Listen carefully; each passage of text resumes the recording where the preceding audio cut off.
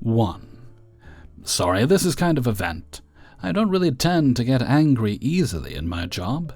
Many people, if they're rude, I can chalk it up to having a bad day, or just brush it off. At the end of the day, it's them that are miserable, not me. But last night, we had a group of about 15 people walk in, ignore my manager at the host stand, and just walk halfway into the restaurant before being stopped and asked if they needed anything. Weird, but okay, we get that sometimes. Some people just go to establishments where you seat yourself. They were told that we needed a few minutes to set up a table for their party size, and once it was done, they just ignored the table that we made for them and started sitting in smaller groups all around the restaurant, in tables which were reserved for others. My manager told them that they had to sit at the table that we had organized for them, because the other tables were unavailable, and eventually they moved. When my coworker went over to serve them, they were immediately waving their hands in her face when they wanted to order and just being generally rude. No please, no thank you, barely even any eye contact. Only a couple of people were ready to order, but they had insisted that they had to put their order in now and not wait for everybody else. Fine. I guess that could be okay. But when my coworker returned to take the rest of the orders, only a few more were ready, and even when they were, she would go over to them and ask what they would like, and they wouldn't even look at her or respond. It was as if they weren't even listening. Other people who had already ordered started waving their hands in her face and saying they wanted to order something else as well. Eventually, when I was helping her bring over some food items for the people who had already ordered, some people hadn't ordered yet, I went over and I asked, "Hey, who's got the chicken?" Some guy starts waving his hand in my face. I say, "Oh, is this yours?" He suddenly looks surprised and shakes his head. And then I look around to try and find out who the food is actually for. I told the guy that I'll take his order in a second when I've put all the food down. It takes me a minute or so to actually get everybody's attention to find out who actually got what.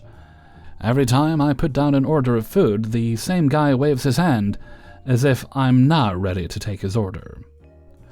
Eventually, once everybody has everything, they start complaining that they only ordered 3 of the cheese fries, not 4. This is incorrect, and both me and my coworkers knew this. It's just that none of them were communicating about what each other got, and they were planning on sharing a few things. They ate it all anyway, but then decided they wanted the 4th one taken off the bill, which we didn't do, obviously. When it came time to pay the bill, obviously they all wanted to pay separately for what they got, which my coworker refused because it just takes far too much time during busy service to split the bill individually between 15+ people. She asked them to look at the bill and tell her how much they wanted to pay towards it. All of a sudden, they all hopped up from their seats and surrounded her, and started staring at the device she's using to pay the bills, which also has the items they ordered on it. They were all arguing very loudly, and one person eventually started screaming everybody else to listen and calm down. Obviously, my coworker starts to feel very overwhelmed, having all these adult men around her screaming about what they want to pay and not taking their turn at all. Eventually, she manages it, and before we can even calculate that they paid the right amount, as some of it was in cash and some was in card, the servers aren't permitted to cash off here, just to take card payments, plus they took off the service charge. They just get up and walk out. What especially pissed me off is that in my section I had a small bucket of sweets that I would hand out to children. Halloween and all. On their way past, each of them walked over, reached in and grabbed a handful, yelling, "Happy Halloween!" as they walked out. That was the last that I had because it was later in the evening. So many of the children in my section then went without sweets for the rest of the day because they really picked that bucket clean. I paid for it with my money too, so it felt really personal. The most irritating part of this encounter is that we had a similar-sized table of younger girls who were unsupervised by a parent, celebrating their friend's 16th birthday. And they were the sweetest, most respectful people that we had ever had in a big group. They weren't loud, they were polite, they even tipped, which is quite uncommon in England. How can a group of literal children behave better than a group of adult men?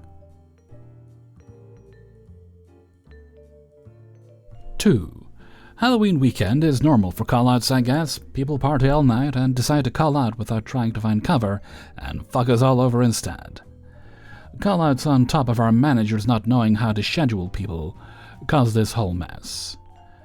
We only had scheduled a total of 4 servers on this morning, one of which was a girl who didn't even show up after her first training shift, and nobody picked it up, so they just decided to put on the section list anyway. What sense that makes, I will never know. Our morning bartender did a no-call, no-show, so our opener server, the only one who is bar-trained, was forced to take over the bar and bar side tables. We find out that the last server won't be there for another 2 hours, because he called last night saying he would be late. We're a sports bar. This is one of the busiest times of the year for us when it comes to football. By the time I came in early at 11:10, I was scheduled for 12, people were already trickling in, but then the floodgates opened not even 10 minutes later. I get sat back to back to back to back. It never seems to stop. Thankfully, we have QR codes in the center of the table, so that people are able to put in their own orders, but I still have to greet them, help explain the QR code, and rush off to greet the next table. Most people were actually really understanding. Others grumbled and refused, and I told them I would get to them when I can. 99% of those stubborn people ended up using the QR code after they got fed up waiting. Keep in mind, we have no food runners. We, the servers, run the food, so it's on us to run the food. Obviously, that rule went out the window this morning, and the hosts, with some complaining, started running the food as well as one of my managers, who was also the expo. The worst thing about it is that our restaurant refused to do wait times.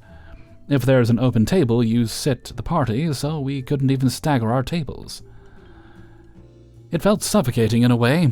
Every time I turned, I was being flagged down. More napkins, more refills. Unrelated. But why do teenage boys drink so fast? Where's my beer? I tried my best. I told myself that I would be able to cry when I got home with my cat. Put on a smile and tried to take care of everyone the best I could. Our last morning server came and took care of the new rush of tables as I was busy with the orders, and we made it to 3 by our teeth. I made over decent money, but no amount of money in the world will make me do that again. 3. I have recently started working at a mid-range chain restaurant. My previous serving experience was at higher-end restaurants and events. This is just different. Lower-tier restaurants also means lower-tier customers, and my God, is this draining me in any possible way. My first bad experience happened only a few days after finishing my training. I was quite upset immediately after, and since it was the first table of the day, it kind of ruined the whole day for me. The customers weren't necessarily unhappy with my service at the time that I knew of, more to come. They just weren't clear about what they wanted, and then placed the blame on me. For example, they have to let one of the children pick what they wanted to eat, and I confirmed with the parents. They agreed. When the food got to the table, they asked for the manager and said that wasn't what they ordered. Not true. A few other instances like this as well. Customers, for the most part, dine for about 30 or 40 minutes. Hardly ever longer than that. They were at my table for over an hour and a half, and then left 0 tip. As I said, I was a bit upset, but got over it and chalked it up to inexperience on my part. Today I got another customer that I thought was a bit out of line. When I dropped the check at the table, he started schooling me on what he thought I did wrong. How he has been working in the service industry for a long time. He was a server and a bartender, and he had me at his table for 5 minutes giving me a lecture. I just nodded, apologized, and let him talk. He ended up putting in a tip, but failed to sign. I got the impression that he did that on purpose so I wouldn't actually get his tip, since it's impossible that someone that worked in the service industry wouldn't know that they needed to sign the check. I had some really great customers after that who definitely made up for that one table. Until I got home from work today. My manager is really great, sweet and kind, and I was always made to feel included and looked after. Today the manager was acting a little cold towards me, but I didn't linger on it much. I don't know what came over me while home that I looked at the reviews for my place of work. There was one review that was specifically naming me. They weren't complaining about bad service on my part, but that I was trying to flirt with her husband and ignoring her. I honestly wanted to cry. I know who left the review, and it's so unfair that I can't reply and defend myself. I have made it a point since my first day to always tend to the lady at the table first, and ask her and her alone questions, not even looking the males at the table in the eyes. This time, however, the husband was the only person at the table speaking English, so even though I was addressing her, he was the one replying, and I had no choice but to look at him. I never, ever, ever, even for a second, thought about flirting with that man. I feel embarrassed, humiliated, and ashamed. I know the owner and manager saw the review because they actually replied. I'm starting to wonder if I should already look for a new job. 4. I'm sure many servers have had to deal with customers who'd just reach for the tray to grab the drinks. Most times, it's not even their drinks that they grab and start spreading it out on their tables. So we have to take drinks back and hand over their drinks. After steadying the tray so the drinks don't end up a sticky mess on the floor, then we have the zombie kids who will immediately grab and reach for the tray, regardless of if you have a proper hold on it, because they just need more caffeine. 1. They ordered several sodas, 1 alcoholic drink and 3 waters. As soon as I set the tray down on the small open corner of the table, Mom immediately starts grabbing other customers' drinks and places it in front of her kids. I stop her and take the drinks back, saying, kindly, "Sorry, ma'am, but that's not your drink, this is."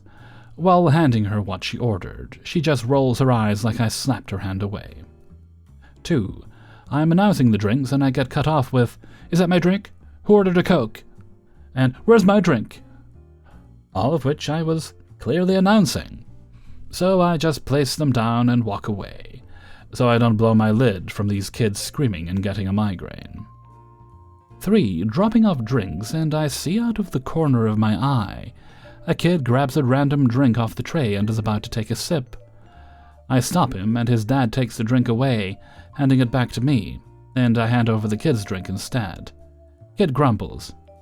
"I still could have had that drink." Yeah, then complain, "Ew, that's not what I ordered." 4. Happened earlier when we opened. I have several kids' drinks, 2 lemonade and a Sprite, along with 3 waters and a ginger beer, for one of the 2 adults with them. Kid sees the fancy non-alcoholic glass for the ginger beer and immediately screams, "I call you big cop!" before charging for me and trying all at once to grab the glass off the tray. I jump into mother bird mode and shield the drinks with my hands, saying firmly, "No, no, no." Does the dad do anything to stop them? Nope. He just stands there laughing the entire time. I just walked away, shaking my head. 5. Had a tray of drinks, several champagne glasses of mimosa, the table were, I think, 5 people, and I had already dropped off their drinks, when the guy grabs the water off the tray just as I was lifting it, and the champagne glasses tipped right over and spilled onto me before shattering on the floor. I'm covered in mimosa, and they're all like, "Oh my God, I'm so sorry. I didn't see you were lifting up the tray." My coworker comes over to sweep up the mess and is calling a porter to mop up the liquor, before telling me to go dry myself off. Not 5 minutes later, comes and tells me, as soon as I walked away, that the customers were laughing and mocking me for spilling the drinks on myself. I was pissed, and the next time I had to drop off their drinks, I just sat them down and let them figure out which drinks were theirs between the Miller Lite, Coors Light, and Doc's. 5. When I was 15, I started working as a waiter. I suffered from undiagnosed anxiety, but it never really affected my relationship with customers. I worked through weekends to compensate for school, but only got paid on tips. No commission, no basic salary. This is because waiters had to meet at least 160 hours to qualify for that. I worked 6 hours on Friday, 13 hours on Saturday and Sunday. Yes, it was stated in the contract I signed as a minor. Now, actually that didn't bother me. We worked in a busy restaurant, especially on weekends, and it was actually a pretty good deal for a teenager. I mean, I was leaving with 1,900 rand a day, and didn't have to pay rent or buy food, and I could not be more grateful to my parents for that. All I was really spending money on was clothing, shoes, energy drinks, and cigarettes. I graduated 2 years later, and worked at the shop almost every day, and by the time I was 19, I was a senior waiter, and I was put under a tips and commission 3% contract, and on the verge of being promoted to management. I knew the place was backwards and forth. Weekends from Friday to Sunday, sometimes Monday would be busy, however, Tuesday to Thursday was quiet, unless it was the holidays. On Tuesday, nonetheless, management had made a roster of 7 waiters. Mind you, normally we would have 12 waiters on shifts, because even though we stay quiet, distance among tables and size of the tables, mostly 6-seaters, made it impossible for 7 waiters to cover all bases. Okay, I thought to myself, we are professionals, we can handle this. All we really need to do is teamwork. My theory was whenever one of us was overwhelmed, we would step in and drop the food and drinks at their table. Well, that was my plan, until I saw everyone I was working with. It was a group of trainee waiters, 3 girls who had been there for 1 week, a lady who had been a line cook before she came to the floor, and 2 guys from a restaurant where they were handed everything on a silver platter. I mean, they didn't understand that we had to wash our own glasses and cutlery for our customers if the shop is busy. Now, to be clear, I don't blame them, I blame the manager who put them with me. To my surprise, without any warning from the management, we had 3 bookings. 2 were given to me, and 1 was given to one of the guys, who was supposedly the senior among us, despite the fact that the restaurant he worked for previously had 5 tables. Even so, we continued on. At 7 p.m., all our bookings had arrived, and even more customers arrived. It looked like a Saturday shift, and I had to pick up tables out of my bay because the trainees were spinning on 2 tables. I ended up with 9 tables at one point and was coping well, until the trainees started asking for help in their 3 bays. I had to wash glasses and cutlery for trainees, and I mean almost all of them except maybe the line cook, who had her own problems speaking to the customers and not knowing what some of the dishes and drinks were. The senior waiter had told customers, and I quote, "I can't get you drinks because all the glasses in the shop are dirty," and then proceeded to give kids drinks in takeaway cups. I was helping out all these waiters and was really getting pissed because this is management's job to speak to disgruntled customers. I looked for a manager in the shop and I couldn't find them. Both managers we had available in the shop had gone out for a smoke break while the trainees were bombing. Eventually I cleared my own tables and started sending bills. I got to the last 2 tables who ordered dessert.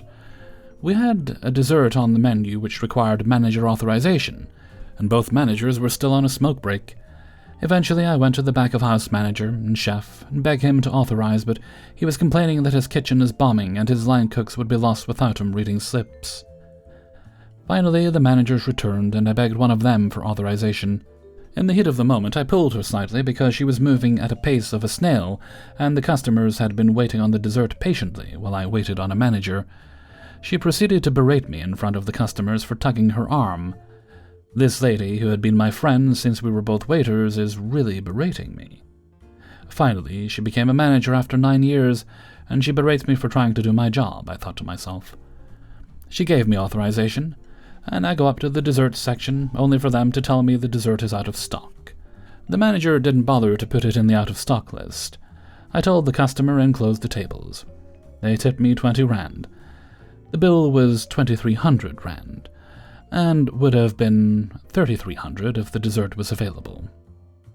After a long night, I made 2,000 rand in tips, but had to pay for 10 desserts which the manager refused to void, which cost me a whole 1,000 rand. I left that day, with the same amount as the trainees. They tried to send me for a hearing for fighting with the manager in front of customers, and for ordering dessert without checking if it was available by the dessert section. Almost as if that is not management's job but our job. But I handed in my resignation effective immediately that day, and the boss was devastated, even though we almost never saw him in the shop. Hey everybody, Hellfreezer here, and thank you very much for listening to Spinning Plates, episode 226. And thank you very much to everybody who allowed me to use their stories in this video. Before you go, please do poke the like button. And if you'd like to get the videos a little bit early access I think they call it, then you can support me through my Patreon, which is linked in the description. You can do that for as little as $1 or more a month. You'll also find a link to the Hellfreezer Teespring merchandise store, where you can get yourself some Hellfreezer merchandise if you wish to do so. And if you want to support on a more one-off basis, then you can make donations during streams and videos like this one. You can do that by clicking the little heart with a $sign in the middle. You don't have to do this, and you never do have to do this, but I appreciate it, and it's helping me out a lot. Okay, let's see. No other business today, so let's move right along to Hellfreezer's question of the day. And today's question is: when you eat ice cream, do you dig into it with ferocious fury as soon as you can, attacking it with a spoon, chipping away? Or are you patient enough to let it sit for a few minutes to soften just a little bit so you can get the spoon into it no problem? Let me know what you think in a comment below. And bonus question, why don't you let me know what your favorite ice cream flavor is? Mine's mint chocolate chip. Or Ben & Jerry's fossil fuel. That's also a nice one, but I don't think they make that anymore. Okay, with that, I'm going to head off for now. So until next time, thank you very much for listening, and take very good care of yourselves.